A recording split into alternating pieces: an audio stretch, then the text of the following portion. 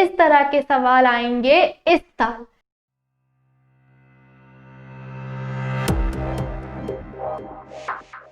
Hello to my all dear lovely students. How are you all? So guys, welcome to the Kelvin and welcome to the series इस तरह के सवाल आएंगे इस साल।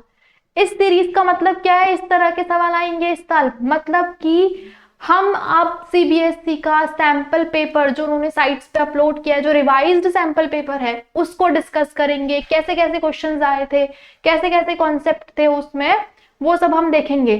ठीक है, तो are you ready my stars?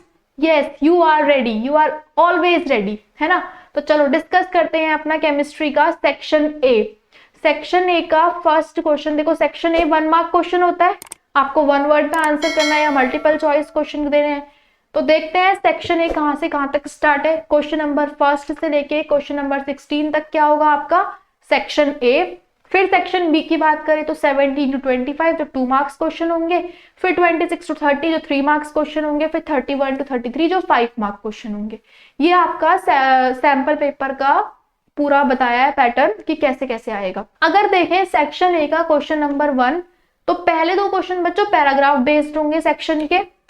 ठीक है, पैराग्राफ बेस्ड होंगे। उन पैराग्राफ बेस्ड के आपको 4 ऑप्शन देंगे, आपको करेक्ट ऑप्शन पे टिक लगाना है, मतलब मल्टीपल चॉइस क्वेश्चन में होंगे पैराग्राफ। पहले पैराग्राफ का मतलब ये है कि एक एफिशिएंट एरोबिक कैटालिटिक सिस्टम है जो अल्कोहल को कार्बोनिल कंपाउंड में चेंज करता है माइल्ड कंडीशन के अंदर। कौन सा कैटलिस्ट यूज होता है उसमें? Copper based catalyst. ठीक है, कॉपर बेस्ड कैटलिस्ट जो होता है वो ऑक्सीजन एयर की यूटिलाइज करता है और क्या करता है वो primary secondary allylic benzylic alcohol को ऑक्सीडाइज करता है एल्डिहाइड्स और कीटोन में। ठीक है जी, ये हमने पढ़ा है। कॉपर की रिएक्शन वैसे भी हमने पढ़ी है।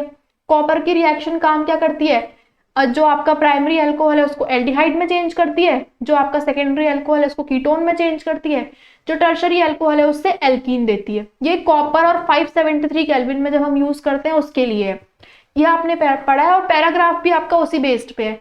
बच्चों पैराग्राफ बेस्ड क्वेश्चन में ऐसे ही करना होता है, कुछ कुछ चीजें आपको रिकॉल होंगी, कुछ कुछ जो नई चीजें होंगी उसको आप पढ़ लेना। देखो अब इसके क्वेश्चंस की बात करते हैं। सबसे पहला पार्ट है इसका कि कॉपर बेस्ड कैटलिस्ट जो मेंशन है स्टडी में वो किसको कन्वर्ट करता है? किसको कन्वर्ट करता है? सबसे पहले तो देखो कॉपर क्या काम करता है? अल्कोहल से कार्बोनिल कंपाउंड बनाता है। तो यहाँ पे अल्कोहल से कार्बोनिल कंपाउंड कौन बना रहा है? सिर्फ D option, propane two all से प्रोपेनॉन। इस ऑप्शन में देखो प्रोपेनॉल से प्रोपेनोइक एसिड डायरेक्ट हो रहा है, डायरेक्ट हो रहा है। ये नहीं होगा ऑप्शन, क्योंकि इसके लिए हम क्या यूज करते हैं? ओल। जब ओल से अल्कोहल से डायरेक्ट एसिड बनाना हो तो हम क्या यूज करते हैं? Alkaline KMnO4। पता होगा मेरे प्यारे से स्टूडेंट्स को, एल्कलाइन KMnO4 यूज करते हैं जो डायरेक्ट एसिड के सॉल्ट में दे देता है हमें। तो फर्स्ट ऑप्शन गलत। प्रोपेनॉन से प्रोपेनोइक एसिड, कीटोन की तो वैसे भी आगे फर्दर ऑक्सीडेशन नहीं हो सकती, तो ये ऑक्सीडेशन गलत होती है, लेकिन बहुत प्रोन कंडीशंस में होती है। प्रोपेनॉन से प्रोपेन टू ऑल, इसमें क्या होता है? रिडक्शन। ये भी गलत हो गया क्योंकि ये क्या दे रहे हैं? ओन से ओल, तो ये गलत हो गया। करेक्ट ऑप्शन कौन सा हुआ? डी, प्रोपेन टू ऑल से प्रोपेनॉन। समझ में आया कैसे एलिमिनेट करते हैं ऑप्शंस को और कैसे करेक्ट आंसर देते हैं? ठीक है जी, आ गया।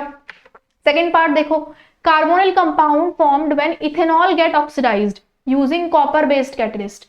एक कार्बोनिल कंपाउंड बनता है इथेनॉल। इथेनॉल है C2H5OH। इसको जब हम कॉपर डालते हैं 573 केल्विन पे तो क्या मिलता है? इथेनॉल। प्राइमरी अल्कोहल है तो क्या मिलेगी इसमें हमें? एल्डिहाइड ही मिलेगी, क्योंकि ये टेस्ट होता है प्राइमरी सेकेंडरी टर्शरी का। मिल गई हमें। अच्छा, अब पूछा है कि इन एल्कीन में से हम किसकी ओजोनोलिसिस करें कि हमें क्या मिले? एल्डिहाइड मिले। चलो देखते हैं। ब्यूटवनीन, ब्यूटवनीन की जब ओजोनोलिसिस करोगे, ब्यूटवनीन का मतलब क्या है? 1 2 3 4, फर्स्ट पोजीशन पे डबल बॉन्ड है। ओजोनोलिसिस कैसे करते हैं? O3 की प्रेजेंस में टेम्पल बना के। टेम्पल बनाया ये, इससे हमें क्या मिला? CH3 CH2 और CHO प्लस HCHO, है ना। ये मिल गया हमें इससे। तो ये तो हमारा करेक्ट ऑप्शन है ही नहीं। ओजोनोलिसिस कैसे करते हैं? जहां पे भी डबल बॉन्ड हो वहां पे टेम्पल बनाओ। बी की ओजोनोलिसिस देखो, CH3 CH double bond CH CH3, ये ब्यूट 2 इन हो गई। ओजोनोलिसिस, टेम्पल बनाओ पहले ओजोनोलिसिस का। टेम्पल बनाया हमने, टेम्पल के बाद बॉन्ड को ब्रेक कर दिया बॉन्ड ब्रेक। अब क्या होगा, CH3 एक O को उसके साथ दे दो, दूसरे O को उसके साथ दे दो, प्लस CH3 CHO बन गई। क्या मिला हमें, 2 मॉलिक्यूल्स ऑफ इथेनॉल, और चाहिए क्या थे हमें, यही चाहिए थी इथेनॉल, ठीक है ना, इथेनॉल मिल गई। तो करेक्ट आंसर क्या हुआ, ब्यूट 2 इन। करेक्ट आंसर क्या हुआ, ब्यूट 2 इन। आप चेक और किससे कर सकते हो, सी भी चेक कर लो, इथीन को। इथीन क्या होगा ये, इसकी ओजोनोलिसिस जब करेंगे हम तो क्या बनेगा, ऐसे ऐसे टूट के क्या बनेगा, 2 फॉर्मल्डिहाइड के मॉलिक्यूल्स। क्या बनेंगे, 2 फॉर्मल्डिहाइड के मॉलिक्यूल्स। तो ये ऑप्शन क्या हुआ, गलत हुआ। पेंट 1 इन की करोगे तो 4 कार्बन वाला एक इथेनॉल, एक कार्बन वाला फॉर्मल्डिहाइड, तो वो ऑप्शन भी आपका क्या हुआ, गलत। तो करेक्ट आंसर क्या हुआ, ब्यूट 2 इन। थर्ड पार्ट में चलते हैं इसके, विच of the following is secondary allylic alcohol. बच्चों सेकेंडरी एलाइलिक एल्कोहल क्या होती है, एक इसमें से पूछा है कि सेकेंडरी एलाइलिक एल्कोहल, एलाइलिक वो होती है पोजीशन जब डबल बॉन्ड के कार्बन को छोड़ के उसके नेक्स्ट वाले कार्बन पे कोई भी फंक्शनल ग्रुप अटैच्ड हो, उसे बोलते हैं एलाइलिक पोजीशन। क्या बोलते हैं उसे, एलाइलिक पोजीशन, ठीक है, क्या बोलते हैं उसे, एलाइलिक पोजीशन।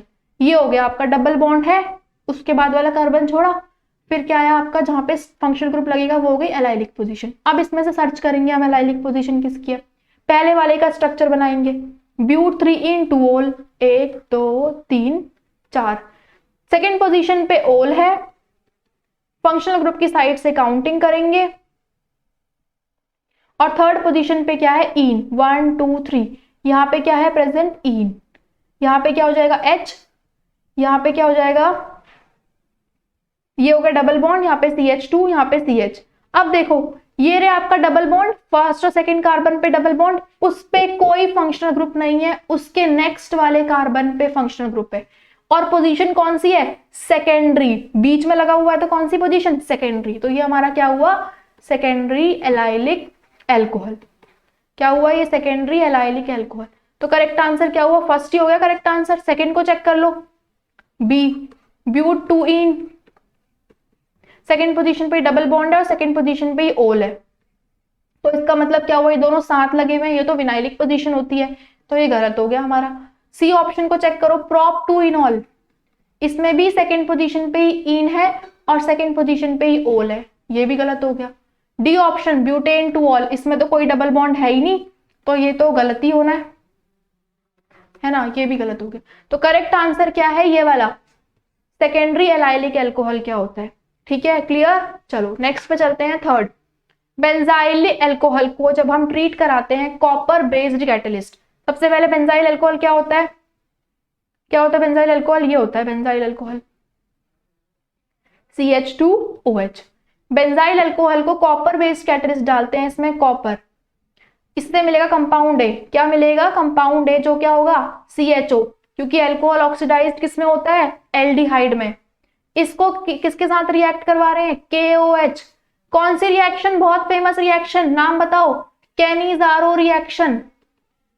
कैनिजारो रिएक्शन में क्या होता है बच्चों, क्या होता है कैनिजारो रिएक्शन में, no alpha hydrogen, no alpha hydrogen, benzaldehyde के पास अल्फा हाइड्रोजन नहीं होता, ये रहा फंक्शनल ग्रुप, यहाँ पे कोई हाइड्रोजन प्रेजेंट नहीं है। इसको जब हम रिएक्ट करवाएंगे तो क्या मिलेगा हमें, कंपाउंड B एंड C, क्या मिलेगा, कंपाउंड B एंड C। चलो देखते हैं कंपाउंड B एंड C क्या होगा, आगे देखते हैं। कंपाउंड B की जब ऑक्सीडेशन करवाएंगे, मतलब जो B होगा वो ऐसा कंपाउंड मिलेगा जिसकी ऑक्सीडेशन हो, तो मैंने सोच लिया जब इसकी ऑक्सीडेशन करवाएंगे तो यहाँ पे CH2OH मिलेगा, ये हमें B मिला, और जो C मिलेगा वो क्या मिलेगा, एसिड।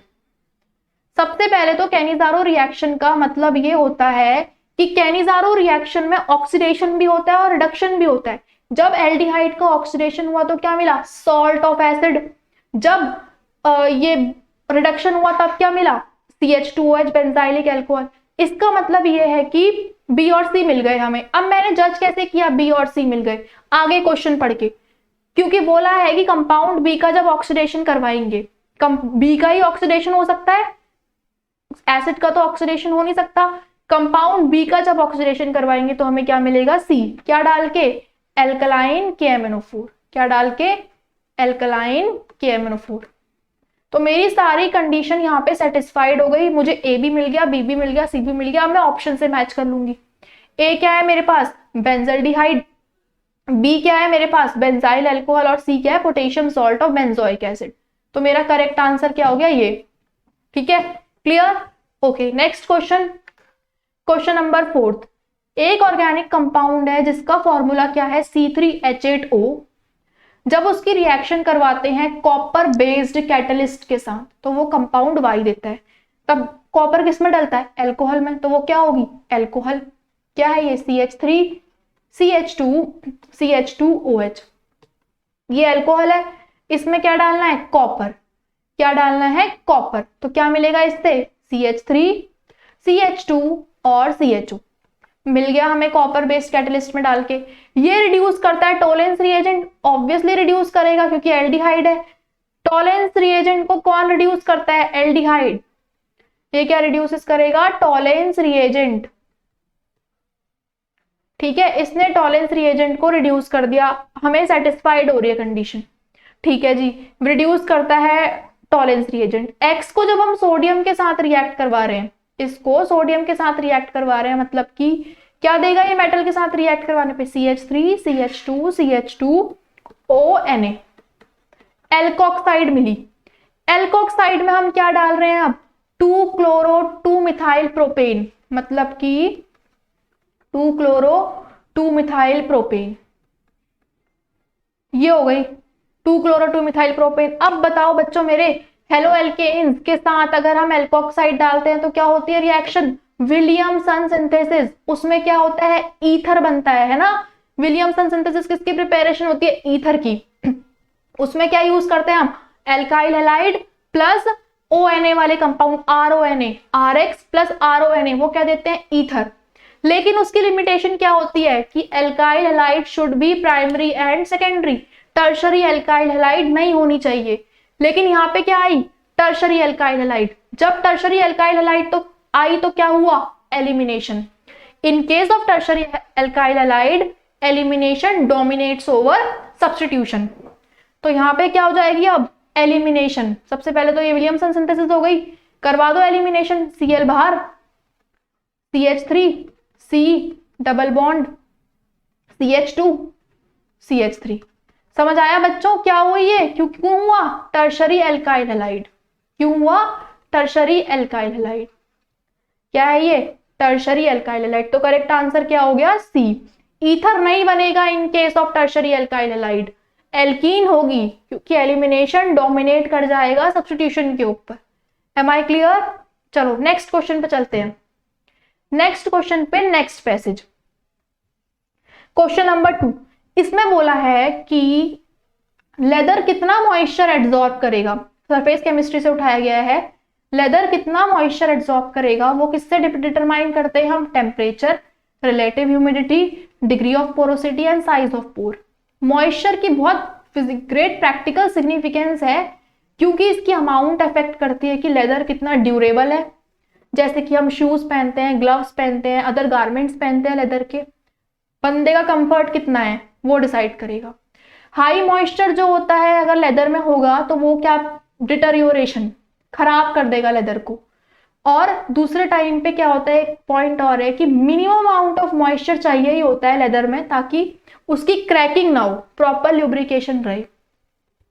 एक स्टडी ने इंडिकेट किया कि एड्सॉर्प्शन जो होता है लेदर से वो क्या होता है, मल्टी मॉलिक्यूलर प्रोसेस। ठीक है, और क्या होता है इसमें, मल्टी मॉलिक्यूलर प्रोसेस है, लो एंथैल्पी ऑफ एड्सॉर्प्शन है। ठीक है, उसके बाद हाइड को टैंड किया जाता है लेदर को हार्ड करने के लिए। हाइड क्या होता है, एनिमल स्किन को टैंड किया जाता है ताकि लेदर हार्ड हो जाए। प्रोसेस ऑफ टैनिंग क्यों होती है, म्यूचुअल कोएगुलेशन ऑफ पार्टिकल, जिसमें पॉजिटिवली चार्ज्ड हाइड होता है और नेगेटिवली चार्ज्ड क्या होता है, tanning material. Untanned hide and chrome tanned material जो होता है उनका लार्जेस्ट सरफेस एरिया होता है, इसलिए उसमें क्या होगा, अच्छा एड्सॉर्प्शन होगा। अगर लेदर को टैंड किया जाता है वेजिटेबल टैनिंग मटेरियल के साथ, जिनका स्मॉलर सरफेस एरिया होता है, तो उसमें एब्जॉर्प्शन अच्छा नहीं होगा क्योंकि कैपिलरीज का साइज छोटा हो जाता है, ठीक है, तो वो अच्छा नहीं होता है। हाइड के साथ ही लेदर का टैंड जो होता है वो अच्छा होता है। ये इस पूरे पैराग्राफ की कहानी है, ठीक है। आपको ये पैराग्राफ पढ़ना ही पड़ेगा क्योंकि लेदर के बारे में ऐसा कुछ है नहीं एनसीईआरटी में एब्जॉर्प्शन, बस हाँ एब्जॉर्प्शन के बारे में सब कुछ है, तो वही कॉन्सेप्ट इन्होंने इसमें डाला है। अब देखते हैं इसके आए हैं असर्शन रीजन। क्या है असर्शन रीजन? असर्शन रीजन को ध्यान से पढ़ना है, उनका जो आपको नोटिस दिया है, इंफॉर्मेशन दी है, उसको बहुत केयरफुली पढ़नी है पहले तो। अगर असर्शन रीजन दोनों ठीक होंगे और रीजन करेक्ट एक्सप्लेनेशन होगी तो आप ए लगाएंगे। अगर असर्शन रीजन दोनों करेक्ट होंगे लेकिन रीजन नहीं होगा करेक्ट तो आप बी लगाएंगे। असर्शन करेक्ट होगा बट रीजन रॉन्ग होगा तो सी लगाएंगे। असर्शन रॉन्ग होगा बट रीजन करेक्ट होगी स्टेटमेंट, तो क्या लगाएंगे? D option. चलो अपने असर्शन रीजन के साथ खेलते हैं, दुख किस बात का।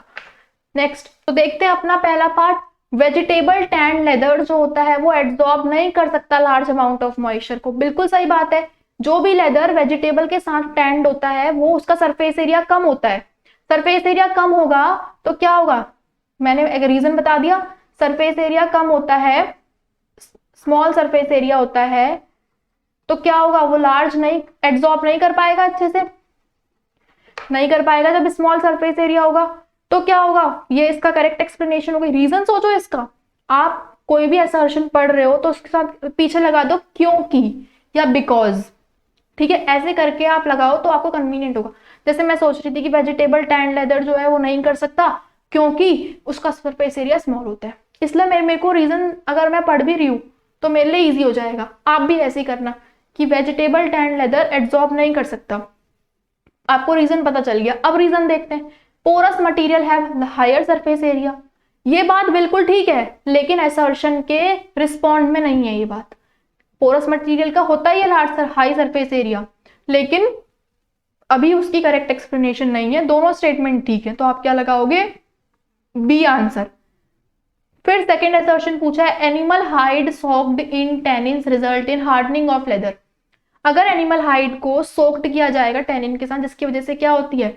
Hardening of leather. बिल्कुल सही बात है। ये टैनिंग क्यों होती है? क्योंकि म्यूचुअल कोएगुलेशन होता है पॉजिटिवली चार्ज हाइड का with negatively charge stand material. ये बड़ा है पैराग्राफ में, दोनों बिल्कुल सही है, असर्शन भी ठीक है और रीजन भी इसका करेक्ट एक्सप्लेनेशन है, तो क्या लगाओगे? ए, ठीक है। नेक्स्ट असर्शन रीजन क्या है? Adsorption of moisture by leather is physisorption. बिल्कुल सही बात है, एड्सॉर्प्शन जो होती है मॉइस्चर की लेदर से वो फिजिजॉर्प्शन होती है क्योंकि ये मल्टी मॉलिक्यूलर प्रोसेस है और इसमें लो एंथैल्पी ऑफ एड्सॉर्प्शन होती है, तो दोनों करेक्ट बात है, असर्शन भी ठीक और रीजन भी ठीक, तो क्या लगाना है? ए। फोर्थ पार्ट की बात करें, लेदर को अगर टैंड किया जाता है वेजिटेबल टैनिंग के साथ, उनका सरफेस एरिया छोटा होता है। क्यों छोटा होता है? क्योंकि उनकी कैपिलरीज का डायमीटर रिड्यूस्ड हो जाता है, ठीक है। रीजन भी ठीक, असर्शन भी ठीक, तो क्या आंसर आ गया? ए। क्या आंसर आया? ए। अब असर्शन फोर्थ का आपको चॉइस मिलेगी पेपर में, ठीक है। इसकी एक चॉइस और है, हमेशा पेपर हर बार पेपर में ऐसा होगा, जब पेपर आएंगे आपके तो आपको पैराग्राफ सेकंड के क्या मिलेंगे? 4 पार्ट मिलेंगे, उसमें से चौथे पार्ट में आपको, फोर्थ पार्ट में आपको चॉइस मिलेगी। तो हमें क्या चॉइस मिली है इसकी? देखो, लेदर एब्जॉर्ब करता है डिफरेंट अमाउंट ऑफ मॉइस्चर, है ना। लेदर ने different amount of moisture absorb किया। रीजन क्या गिवन है? कुछ मॉइस्चर नेसेसरी है ताकि क्रैकिंग ऑफ लेदर ना हो। दोनों ऑप्शन ठीक है लेकिन ये असर्शन का रीजन जो है करेक्ट एक्सप्लेनेशन नहीं है, तो आप क्या लगाओगे? Answer B. क्या लगाओगे? Answer B.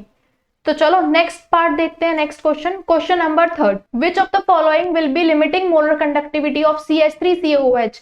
Limiting molar conductivity किसकी निकालनी है? CH3COOH की। अगर मोलर कंडक्टिविटी किसकी गिवन है? CH3CONA की, ठीक है। कोलरॉश लॉ पे बेस्ड है, कोलरॉश लॉ रिकॉल करते हैं। कोलरॉश लॉ क्या था? Limiting molar conductivity of an electrolyte is equal to sum of their molar conductivity of their individual ions, मतलब एनाइंस और कैटाइंस एट इनफाइनाइट डाइल्यूशन। ये था कोलरॉश लॉ। तो कोलरॉश लॉ के अकॉर्डिंग करते हैं। सबसे पहले सॉल्ट की अगर हाइड्रोलिसिस करवाओ तो क्या बनता है? कौन बताएगा क्या बनता है? CH3CONA की अगर हम पानी डाल के हाइड्रोलिसिस करवाते हैं तो क्या बनेगा? CH3COOH प्लस NaOH, है ना। अगर इसको मैं खोल के लिखूं इन सारे आयंस को, क्योंकि आयन कैटाइंस और एनाइंस की अलग अलग गिवन है, तो लिख देते हैं CH3COONA, इसकी तो पूरे की गिवन है सॉल्ट की, H plus OH minus gives you CH3COOH, इसकी निकालनी है पूरे की, प्लस Na प्लस और OH माइनस। अब पुट करते हैं अपनी वैल्यूज, इसकी कितनी गिवन है 91, H2O में 2 H और OH, H की कितनी गिवन 349.6 प्लस OH की कितनी गिवन 199.1 और CH3CONA की निकालनी है तो इसे लिखते हैं CH3COOH। Na की कितनी गिवन 50.1, OH की कितनी गिवन 199.1। ये उधर ही रहने दो, इधर वाला पोर्शन इधर लिया हो, तो 91 plus 349.6 plus 199.1 minus 199.1 plus minus 50.1 is equal to lambda naught of CH3COH।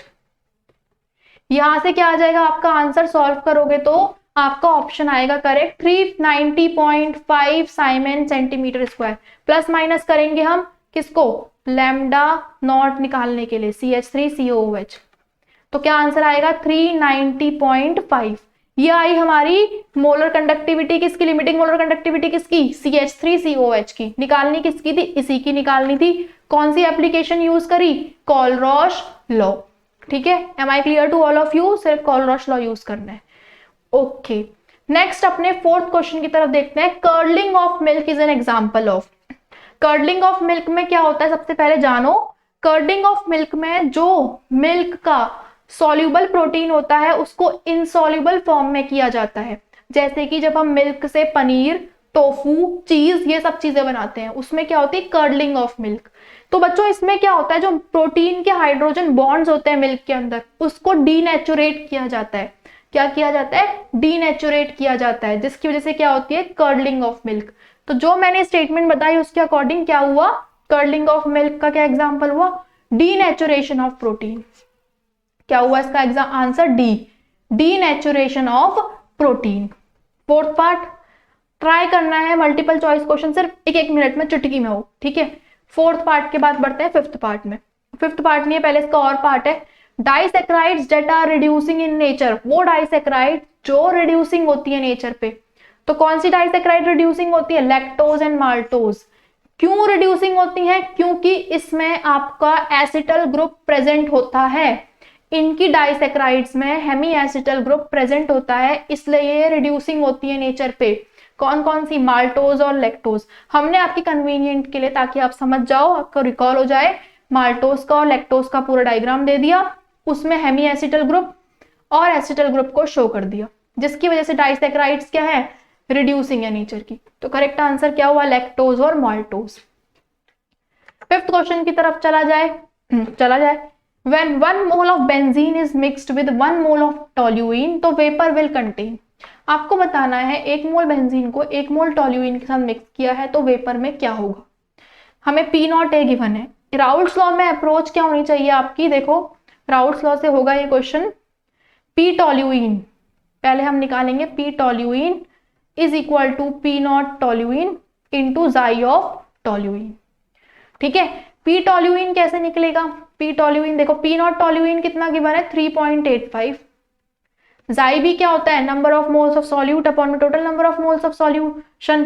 तो अभी टोल्यूइन की बात कर रही है, ऊपर किसके आ जाएंगे, टोल्यूइन के मोल्स, नीचे 2 आएंगे, दोनों 1 मोल है, लिख दिया, काट दिया इसे। तो P टोल्यूइन कितना आ जाएगा, कितना आया P टोल्यूइन 1.925।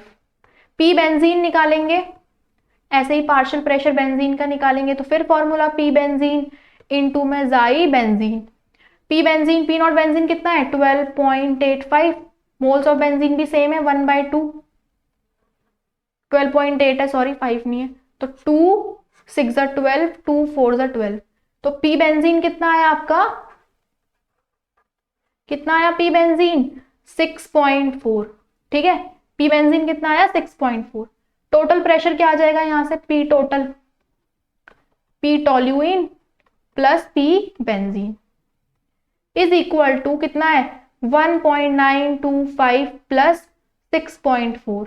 यहां से कितना आएगा ये बताओ कैलकुलेट करके, 8.5 8.325 है ना, 8.325 आया क्या आपका पी टोटल, 8.325 आ गया आपका, चलो पी टोटल। पी टोटल, अब बात करिए इन्होंने वेपर की। वेपर का फॉर्मूला, वेपर फेज में राउल्ट्स लॉ ने क्या स्टेटमेंट दी थी कि प्रेशर क्या दी थी, P benzene is equal to P total into Y of benzene. Same चीज उसने टोल्यूइन के लिए भी कही होगी। टोल्यूइन के लिए क्या कही, P toluene is equal to P total into mole fraction of toluene in vapour phase. ठीक है जी, पी बेंजीन हमें आया था कितना 6.4, टोटल प्रेशर कितना आया 8.325 इंटू वाई बेंजीन। यहां से पी टोल्यूइन कितना आया था 1.925 is equal to P total तो सेम ही है 8.325 इंटू वाई ऑफ टोल्यूइन। तो वाई बेंजीन यहां से कितना निकलेगा 6.4 अपॉन में 8.325 और यहां से वाई टोल्यूइन कितना निकलेगा 1.925 अपॉन में 8.325। तो इससे हमें क्या पता चल रहा है कि बेंजीन के वेपर ज्यादा होंगे टोल्यूइन से। वाई बेंजीन जो होगा, इस कैलकुलेशन से ये पता चल रहा है कि वाई टोल्यूइन से ज्यादा होगा। तो करेक्ट आंसर क्या हुआ, हाई परसेंटेज ऑफ बेंजीन। क्या हुआ, हाई परसेंटेज ऑफ बेंजीन। तो इस क्वेश्चन में आपको क्या करना था, राउल्ट्स लॉ का फॉर्मूला लगाना था, कहां पे, सॉल्यूशन फेज में भी और वेपर फेज में भी। क्लियर हुआ, ठीक है। नेक्स्ट क्वेश्चन पे चलते हैं, question number 6। Which of the following is the reason for zinc not exhibiting variable oxidation state? Zinc की वेरिएबल ऑक्सीडेशन स्टेट नहीं होती। जिंक का नंबर कितना होता है 30। इसका कॉन्फ़िगरेशन क्या होता है, आर्गन 3d10 4s2। आपको इससे ही दिख गया होगा, आपको इससे ही आंसर समझ आ गया, क्योंकि इसके कंप्लीट डी ऑर्बिटल के जो होता है वो कंप्लीटली फिल्ड है। डी ऑर्बिटल के 5 शेल कंप्लीटली फिल्ड हैं। ठीक है, पूरे 10 इलेक्ट्रॉन है उसमें, जितने उसमें एकोमोडेट हो सकते हैं सारे हैं उसमें। तो कंप्लीटली फिल्ड 3D सबशेल। ठीक है, क्लियर, ये हो गया इसका आंसर। इसका देखते हैं और part. Which of the following is a diamagnetic ion? Diamagnetic ion कौन सा है? सबसे पहले डायामैग्नेटिक आयंस वो होंगे जिसमें अनपेयर्ड इलेक्ट्रॉन नहीं होंगे। स्कैंडियम की बात करते हैं। स्कैंडियम का नंबर 21, लेकिन बनाना किसका, स्कैंडियम 3+ का। इसका कॉन्फ़िगरेशन 3d2 3d1 और 4s2 आर्गन के साथ। लेकिन स्कैंडियम 3+ का कितना होगा, सिर्फ आर्गन बचेगा, मतलब आर्गन वाली सीरीज बचेगी फुली फिल्ड। ये सब उड़ जाएगा, 2 से 1 गया 3, है ना। उसके बाद बनाते हैं वेनेडियम का। वेनेडियम का नंबर कितना 23 3d3 4s2। वेनेडियम 2+ का कितना होगा, आर्गन 3d3। ठीक है, फिर बनाते हैं किसका, मैग्नीज का। मैग्नीज का नंबर कितना 25, कॉन्फ़िगरेशन आर्गन 3d5 4s2। इसका नंबर, इसको कैसे बनाओगे आप मैग्नीज 2+ को, Mn3+ Mn3+, तो क्या होगा आर्गन 3d4। ओके, अब बचा क्या लास्ट, कॉपर। कॉपर का नंबर कितना 29, इसका कॉन्फ़िगरेशन अलग सा होता है 3d10 4s1। लेकिन बनाना किसका है, कॉपर 2+ का। तो कितना बचा ये copper 2+ is equal to argon 3d9। तो देखो हर किसी में अनपेयर्ड इलेक्ट्रॉन है। मैंने क्या बोला, डायमैग्नेटिक वो होगा जिसमें कोई अनपेयर्ड इलेक्ट्रॉन नहीं होगा। सिर्फ किसको छोड़ के, स्कैंडियम 3+ को छोड़ के, इसमें कोई अनपेयर्ड इलेक्ट्रॉन नहीं है, क्योंकि सारे 3+ के चक्कर में बाहर चले गए। 3 इलेक्ट्रॉन इसने लूज कर दिया। अब इसके पास इनर्ट गैस कॉन्फ़िगरेशन बचा है। ठीक है, तो क्या आंसर हो गया इसका, स्कैंडियम 3+। क्या आंसर हुआ, स्कैंडियम 3+। अब चलते हैं अपने 7th क्वेश्चन पे। प्रोपेनमाइड की जब रिएक्शन कराते हैं ब्रोमीन इन एक्वस NaOH। प्रोपेनमाइड क्या होती है, बहुत फेमस रिएक्शन है, बहुत ही ज्यादा। एक सेलिब्रिटी, किसकी तरह, कौन है फेमस, शाहरुख खान की तरह फेमस रिएक्शन है। प्रोपेनमाइड CH3 CH2 C double bond O NH2। ये प्रोपेनमाइड है। इसको किसके साथ रिएक्ट करवाना है आपको, Br2 और एक्वस NaOH के साथ। कौन सी रिएक्शन है बच्चों, हॉफमैन ब्रोमाइड डिग्रेडेशन। किसके लिए, प्राइमरी अमीन के लिए। तो क्या प्रोडक्ट मिलेगा इससे, CH3 CH2 NH2 क्या मिला, इथेनामाइन। कौन सी रिएक्शन हुई है, हॉफमैन ब्रोमोमाइड डिग्रेडेशन। ठीक है, हॉफमैन ब्रोमोमाइड डिग्रेडेशन किसके लिए है, प्राइमरी अमीन के लिए। रटी हुई होगी तो चुटकी में हो जाएगी। ठीक है, तो लिख लो इसको, हॉफमैन ब्रोमोमाइड रिएक्शन है ये, हॉफमैन ब्रोमोमाइड डिग्रेडेशन। ठीक है, ये हो गई हमारी इथेनामीन के लिए रिएक्शन। क्वेश्चन नंबर 8 पे चलते हैं। क्या है, 8 नहीं 7th का ही और पार्ट है। आयुपैक नेम बताना है आपको किसका, मिथाइल अमीन को जब हमने किसके साथ रिएक्ट करवाया, 2 मोल्स ऑफ इथाइल क्लोराइड के साथ। मिथाइल अमीन क्या है, CH3NH2। इसको किसके साथ रिएक्ट करवाया, 2 मोल्स किसके, इथाइल क्लोराइड के, 2 मोल्स किसके, इथाइल क्लोराइड के। करवाते हैं, एक मोल से करवाओगे तो पहला हाइड्रोजन हटेगा, दूसरे मोल से करवाओगे तो दूसरा हाइड्रोजन हटेगा। ठीक है, तो चलो देखो क्या होगा करा के।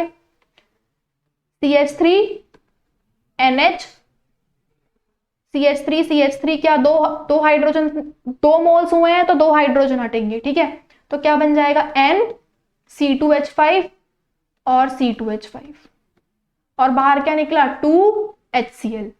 समझ आया, 2 मोल पूछे थे इसलिए 2 मोल से। अगर 1 मोल बोला होता तो पहला हाइड्रोजन निकलता, तो हमें प्रोडक्ट क्या मिला, ये। कौन सा मैच कर रहा है इसमें, N इथाइल N मिथाइल इथेनामीन। ठीक है, ये हो गया करेक्ट आंसर इसका डी। 7th के दोनों पार्ट, और पार्ट भी और पहला चॉइस भी, दोनों इजी थे। एक में हॉफमैन वाली रिएक्शन थी, एक में 2 मोल्स ऑफ इथाइल क्लोराइड वाली रिएक्शन थी। 8th क्वेश्चन की बात करें तो ambidentate ligands NO2 and HCN are. Ambidentate ligand है जैसे कि NO2 और HCN। सबसे पहले एम्बीडियंट लाइगेंड क्या होते हैं, जैसे कि HCN है, तो ये बच्चों इधर से भी कर सकता है सेंट्रल मेटल एटम के साथ, और इधर से भी। अगर कोई भी, जैसे कि कोई भी वो है, एक बार में, ये एक बार में जाते हैं, कोई भी जैसे आयरन है, तो आयरन के साथ ये एक डेंटेट मतलब बॉन्ड बना सकता है, एक बार S की तरफ से, एक बार नाइट्रोजन की तरफ से। ऐसे ही NO2 की बात करूं तो एक बार ये N की साइड से और एक बार ये O की साइड से किसी के भी साथ बॉन्ड बना सकता है। ऐसे लाइगेंड्स को बोलते हैं हम एम्बीडियंट लाइगेंड। ठीक है, जो 2 अपने साइड्स दे बॉन्ड बनाने के लिए सेंट्रल मेटल एटम के साथ। तो NO2 और HCN एम्बीडियंट तो है, लेकिन कैसे हैं, यूनिडेंटेट, डाइडेंटेट, पॉलीडेंटेट। ये है यूनिडेंटेट। ये क्यों है यूनिडेंटेट, क्योंकि ऐसा होता है कि बाइडेंटेट में क्या होता है, ये बॉन्ड तो बना रहे हैं सेंट्रल मेटल एटम से, लेकिन सिर्फ N से या सिर्फ C से या सिर्फ O से, सिर्फ N से। ऐसा नहीं है कि एक ही सिंगल में ही 2 बॉन्ड बन रहे हैं सेंट्रल मेटल एटम से, उसको बोलते हैं बाइडेंटेट। ठीक है, जैसे कि इथेन 1,2 डायमाइन, वो सेंट्रल मेटल एटम से 2 साइड से अटैच्ड होता है, इसलिए वो क्या हो गया, डाइडेंटेट। ऐसे ही डेंटिसिटी वेरिएट हो सकती है बार बार। तो एम्बीडियंट NO2 माइनस और HCN क्या हो गए, यूनिडेंटेट लाइगेंड। ठीक है, क्लियर, ओके। और मैं इसमें फॉर्मूला बताना है, टेट्रामीन एक्वा क्लोरिडो कोबाल्ट 3। टेट्रामीन किसमें है, मैं यहाँ पे लिखती हूँ टेट्रामीन NH3 का होल 4, फिर एक्वा भी है इसमें, तो एक्वा लगा रही हूं मैं। क्या बोला है इसमें, क्लोराइडो की कोबाल्ट 3 है, मतलब कि कोबाल्ट अपनी 3rd ऑक्सीडेशन स्टेट में। तो हम चेक कर लेंगे कोबाल्ट कौन से कंपाउंड में 3rd ऑक्सीडेशन स्टेट में। इसमें चेक करो, -2 -1, यहाँ पे X क्या आ जाएगा, 3 है ना। इसमें चेक करो कोबाल्ट कौन सी में, 4 में है ना, 3 और 1 4। इसमें देखो 2 और 1 3, इसमें भी 3 में है। इसमें चेक करो 3 2 में है सिर्फ। लेकिन इन दोनों ऑप्शन में डिफर क्या है, यहाँ पे हमें टेट्रामीन नहीं डाइअमीन बोला है, तो करेक्ट आंसर क्या हुआ, फर्स्ट ऑप्शन। क्या हुआ करेक्ट आंसर, फर्स्ट ऑप्शन। ठीक है, जहां पे टेट्रामीन की बात हुई है और कोबाल्ट 3rd ऑक्सीडेशन स्टेट पे। क्वेश्चन नंबर 9 देखते हैं, विच of the set of ions exhibit specific colours. इसमें से कौन से आयन स्पेसिफिक कलर एग्जिबिट करेंगे। सबसे पहले स्कैंडियम 3+ देखो, स्कैंडियम 3+ में क्या हो जाएगा, कलर कौन शो करेगा, जिसमें dd ट्रांजिशन होगा, मतलब कि नंबर ऑफ अनपेयर्ड इलेक्ट्रॉन होंगे जिसमें, वो क्या शो करेगा? आपका कलर। ठीक है, जिसमें पेयर्ड इलेक्ट्रॉन होंगे वो नहीं शो करेंगे कलर आपको। ठीक है, जिसमें डी ट्रांजिशन होगा और अनपेयर्ड इलेक्ट्रॉन होंगे वो ही शो करेंगे। स्कैंडियम 3+ का देखो 21 नंबर होता है, तो 21 नंबर के अकॉर्डिंग क्या हुआ इसका कॉन्फ़िगरेशन? आर्गन बचा, तीनों इलेक्ट्रॉन वहां के उड़ गए। बात करते हैं टाइटेनियम की। टाइटेनियम का नंबर कितना होता है? 22, मतलब 3d2 4s। इसके भी चारों उड़ गए Ti4+ में। तो क्या हुआ Ti4+ में सिर्फ आर्गन बचा, इनर्ट गैस। अगर मैग्नीज 3+ की बात करूं तो मैग्नीज का नंबर कितना होता है? 25, कॉन्फ़िगरेशन 3d5 4s2। मैग्नीज 3+ में क्या बचा? आर्गन 3d, 3 इलेक्ट्रॉन उड़ गए तो 4। तो सिर्फ इसमें मैग्नीज ही ऐसा है जो कलर शो करेगा जिसमें अनपेयर्ड इलेक्ट्रॉन है, लेकिन इसके जो साथी हैं, दो साथी जो हैं वो कलर शो नहीं करेंगे, तो ये ऑप्शन हम लगा नहीं सकते। टिक। बी पार्ट में देखते हैं, तो ए ऑप्शन कर दिया हमने। बी पार्ट में देखते हैं स्कैंडियम 3+। स्कैंडियम 3+ भी वही हो गया, हर जगह आ रहा है स्कैंडियम 3+, तो वो आर्गन हुआ सिर्फ। जिंक 2+ की बात करें, जिंक का नंबर 30 और जिंक 2+ में कितना आ जाएगा इसका कॉन्फ़िगरेशन? Argon 3d10। ठीक है ना। और निकल 2+, निकल का नंबर कितना? 28। और निकल 2+ में क्या लिखोगे निकल 2+ में? Argon 3d8। ठीक है, क्योंकि हम निकल में कैसे लिखते हैं? Argon 3d10 4s2, 3d8 4s2। 2 electron ऐसे उड़ गए तो क्या बचा? 3d8। तो देखो अब स्कैंडियम में कोई अनपेयर्ड इलेक्ट्रॉन नहीं, जिंक में कोई अनपेयर्ड इलेक्ट्रॉन नहीं, लेकिन निकल में प्रेजेंट है, तो यह आंसर भी गलत होता है। V3+ में देखो, सी ऑप्शन चेक करते हैं। V3+, 23 नंबर है वेनेडियम का, 23। कॉन्फ़िगरेशन नॉर्मल, आर्गन 3d3 और 4s2। तो V3+ में क्या होगा? क्या बचा V3+ में? आर्गन 3d2 बचा। V2+ में कितना बचा? Argon 3d3। आयरन 3+, आयरन का नंबर 26 का कॉन्फ़िगरेशन आर्गन 3d6 4s2। और कॉन्फ़िगरेशन Fe3+ का कितना होता है? आर्गन 3d6, 3 गए 5। ठीक है, अभी इसमें क्या हुआ? हर जगह नंबर ऑफ अनपेयर्ड इलेक्ट्रॉन आए। इसमें V3+ में 2 अनपेयर्ड, V2+ में 3 और Fe3+ में 5। तो करेक्ट आंसर क्या हुआ? जो कलर शो करेंगे, ये तीनों ऐसे हैं जो कलर शो करेंगे। अब इसमें देखो, यहाँ पे Ti4+ जो है वो क्या नहीं शो करेगा? कलर नहीं शो करेगा, तो ये ऑप्शन भी क्या हुआ? गलत। तो करेक्ट आंसर क्या हुआ? C option. ठीक है, क्लियर? कॉन्फ़िगरेशन बना के चेक करोगे तो इजीली हो जाएगा। नेक्स्ट क्वेश्चन की तरफ चलते हैं। क्वेश्चन नंबर 10, इसमें बताने हैं हमें हेलो एल्केन्स के प्रोडक्ट।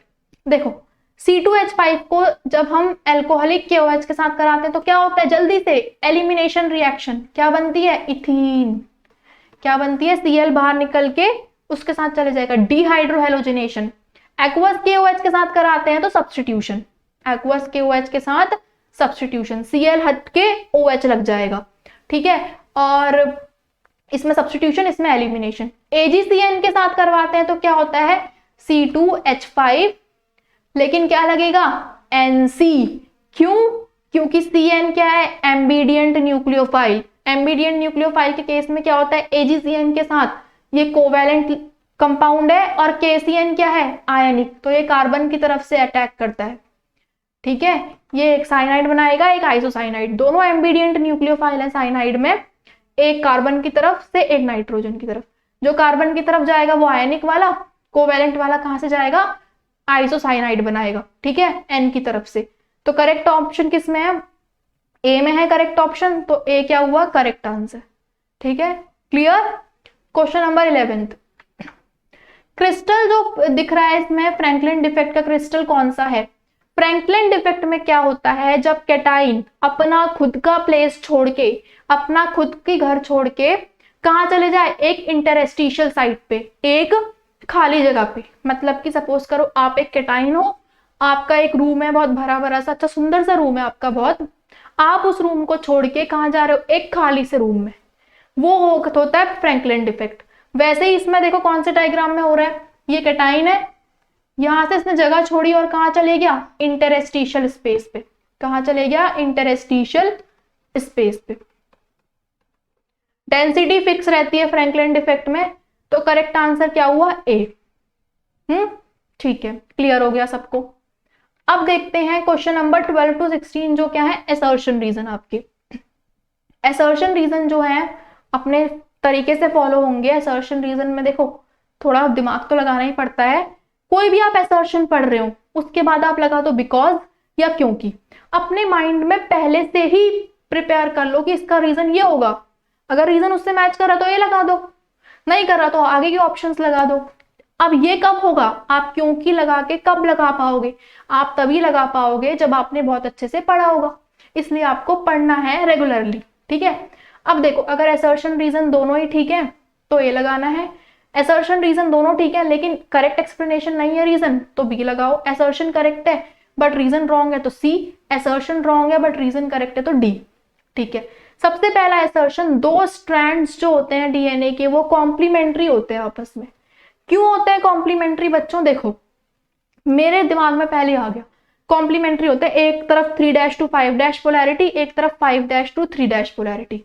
क्योंकि उनके जो बीच के बेसिस होते हैं, क्योंकि उनके जो नाइट्रोजन बेसिस होते हैं वो हाइड्रोजन बॉन्डेड होते हैं, जैसे एडेनिन ग्वानिन के साथ और एडेनिन थाइमीन के साथ और ग्वानिन साइटोसिन के साथ, ठीक है। एडेनिन और थाइमीन आपस में 2 हाइड्रोजन बॉन्ड से होते हैं जुड़े हुए, और ग्वानिन और साइटोसिन आपस में 3 हाइड्रोजन से जुड़े हुए होते हैं बॉन्ड में, ठीक है। तो मतलब क्या हुआ, उनके बेस पेयर में क्या हुई, हाइड्रोजन बॉन्डिंग। क्या रीजन हुआ इसके, उनके बेस पेयर में क्या हुई, हाइड्रोजन बॉन्डिंग। तो क्या हुआ, 2 स्ट्रैंड जो होते हैं डीएनए के कॉम्प्लीमेंट्री होते हैं because of hydrogen bonding between their specific base pairs. Reason बिल्कुल सही है, असर्शन भी ठीक है। और बेस पेयर्स कौन से, adenine guanine cytosine thymine, adenine thymine के साथ, ग्वानिन साइटोसिन के साथ। तो करेक्ट आंसर क्या हो गया इसका, ए। क्लियर, ऐसे करना है असर्शन रीजन को। अब 13th है इसका, ozone is thermodynamically stable with respect to oxygen. ये तो कहानी ही गलत है। ओजोन जो होती है वो अगर बाहर टूटेगी तो O2 और O ये थर्मोडायनेमिकली बिल्कुल स्टेबल नहीं है। क्यों नहीं है थर्मोडायनेमिकली स्टेबल, क्योंकि इसमें से बहुत सारी हीट रिलीज होती है, बहुत सारी एनर्जी रिलीज होती है। तो ये बिल्कुल गलत स्टेटमेंट है असर्शन आपकी।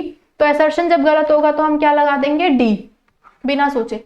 रीजन बिल्कुल ठीक है, क्योंकि अगर ओजोन का अगर हम डिकम्पोजिशन कराते हैं तो बहुत सारी हीट बाहर निकलती है, ठीक है।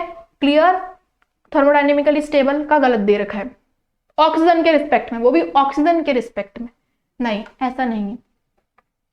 14th क्वेश्चन क्या है, aquatic species are more comfortable in cold water rather than in warm water. Aquatic species जो होती हैं वो बहुत कंफर्टेबल होती है कोल्ड वाटर में rather than in warm water. जैसा कि आप सब जानते हैं जीने के लिए ऑक्सीजन बहुत जरूरी है, लिविंग लाइफ के लिए ऑक्सीजन बहुत जरूरी है।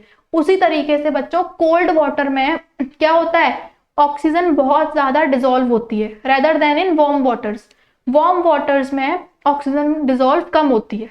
तो ऑब्वियसली देखो जब हमें ऑक्सीजन की जरूरत है तो एक्वेटिक स्पीशीज को, प्लांट स्पीशीज को, सब एक्वेटिक प्लांट स्पीशीज को ऑक्सीजन की नीड है। तो जो फिश वगैरह होती हैं वो कोल्ड वाटर में ज्यादा कंफर्टेबल होती है क्योंकि उन्हें वहां ज्यादा ऑक्सीजन मिलती है। तो मेरे रीजन आ गया दिमाग में कि ऑक्सीजन की कमी से या ऑक्सीजन के एक्सेस से। लेकिन इन्होंने रीजन क्या दिया, different gases have different KH value at a same temperature. Reason भी करेक्ट है लेकिन एक ही एक्सप्लेनेशन नहीं है। तो क्या हुआ इसका आंसर बी। KH जो होता है हेनरी कांस्टेंट टेम्परेचर डिपेंड होता है हर अलग टेम्परेचर पे, सेम टेम्परेचर पे हर अलग अलग गैसेस का KH जो होता है अलग अलग होता है, टेम्परेचर डिपेंडेंट सेम टेम्परेचर पे, ठीक है। हर गैसेस का अलग अलग होता है। तो रीजन भी बिल्कुल ठीक है, लेकिन रीजन की स्टेटमेंट बिल्कुल ठीक है लेकिन वो असर्शन का रीजन नहीं है।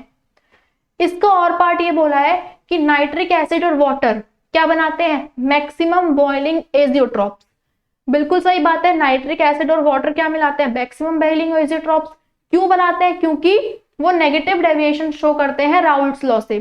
क्यों, क्योंकि नेगेटिव डेविएशन शो करते हैं राउल्ट लॉ से। मेरे माइंड में फिर से इसका रीजन आ गया, लेकिन इन्होंने रीजन क्या दे दिया, जो मेरे माइंड में आया वो नहीं दिया, अपना रीजन डाल दिया। Azeotropes are binary mixture having same composition in liquid and vapour phase. लेकिन इन्होंने कहा तो बिल्कुल सही, रीजन में भी सही स्टेटमेंट दी, लेकिन मेरे असर्शन का रीजन इन्होंने नहीं दिया। ठीक है, तो क्या आंसर लगाएंगे हम? बी। नाइट्रिक एसिड और water maximum boiling azeotropes because they have a negative deviation from Raoult's law. Azeotropes की डेफिनेशन करेक्ट है, बाइनरी मिक्सचर्स होते हैं, same composition in liquid and vapour phase. ठीक है, ये था आपका 14 क्वेश्चन के दो पार्ट, दो चॉइसेस। उसके बाद 15 question, carboxylic acids are more acidic than phenol. बच्चे सोच रहे होंगे कैसे फालतू रीजन दे रखा है, एसिड है तो एसिडिक तो होगा ही, कोई बेस तो होगा नहीं, और फिनॉल से ज्यादा होगा क्योंकि एसिड लगा हुआ है पीछे। रीजन जानो इसके पीछे का पहले तो। कार्बोक्सिलिक एसिड, कार्बोक्सिलिक एसिड क्या होता है? COOH। और फिनॉल क्या होते हैं? ऐसे। कार्बोक्सिलिक एसिड की एसिडिटी कैसे डिफाइंड होती है? उसके रेजोनेटिंग स्ट्रक्चर से। अगर हाइड्रोजन को बाहर भेज दिया जाए, एसिड क्या होते हैं? जो हाइड्रोजन रिलीज करे। ठीक है, एसिड क्या होते हैं? जो हाइड्रोजन रिलीज करें। ठीक है, तो क्या बना इसका structure? C double bond O-। इसका रेजोनेंस शो कर दो। कर दिया। तो देख रहे हो, ये कार्बोक्सिलेट आयन जो होगा वो रेजोनेंस स्टेबलाइज्ड होगा। कार्बोक्सिलेट आयन क्या होगा? Resonance stabilized. कैसा होगा वो? Resonance stabilized. दूसरी बात, यहां पे कितने ऑक्सीजन एटम अटैच्ड हैं? कितने इलेक्ट्रोनेगेटिव एटम अटैच्ड हैं? 2 ऑक्सीजन। 2 ऑक्सीजन प्रेजेंट है यहाँ पे, 2 इलेक्ट्रोनेगेटिव एटम प्रेजेंट है जो कन्फर कर रहे हैं कार्बोक्सिलिक एसिड की एसिडिटी पर। जबकि फिनॉल में, फिनॉल क्या होता है?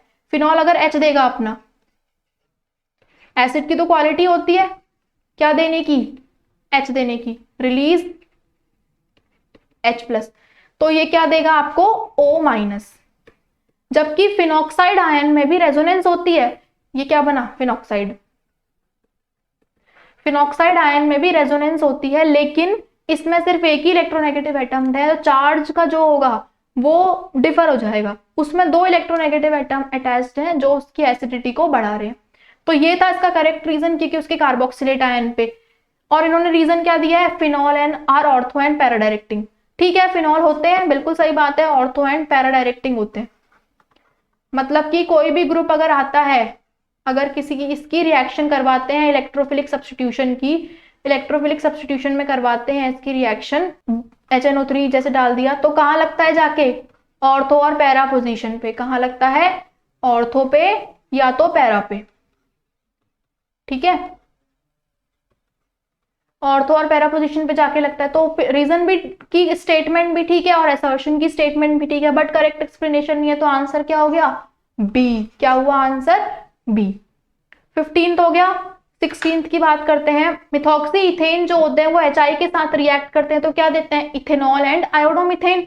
चलो मिथॉक्सी इथेन की बात करते हैं, क्या है? CH3O C2H5।